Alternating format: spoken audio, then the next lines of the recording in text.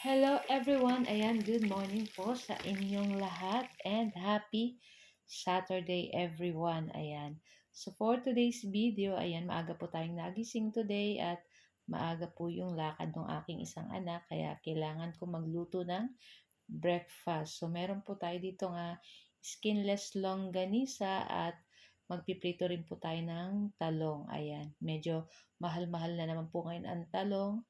Parang 100 pesos po yata ang isang kilo kaya konting talong lang yung ating binili para may gulay naman po sa ating breakfast kapartner nitong ating skinless longganisa. Ayan, medyo matagal-tagal na rin po kami nung last na kumain ng skinless longganisa. Usually po yung nakakain namin is yung longganisa na medyo pa oblong, yung maliliit lang. Ayan, ang tawag dun, hamonado ba yon? Basta yun na po. Pero masarap din naman po yun. Ayan, ito lang atin ng skinless longganisa is walang balat. Wala siya nung skin ng pork. Ayan.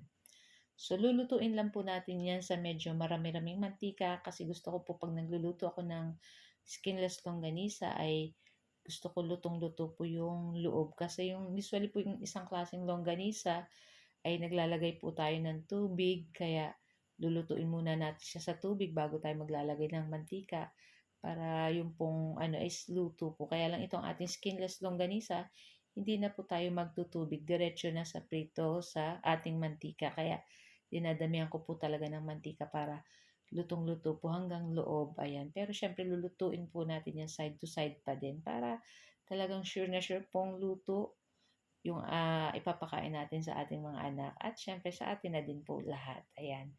So, pag ganito guys, ayan, luto na rin to guys, pero gusto ko pa medyo nagba-brown-brown pa. Yung iba, hanguin na natin. Yung iba, hindi pa naman po siya luto, ayan. So, itong mga luto, inuna na natin hanguin.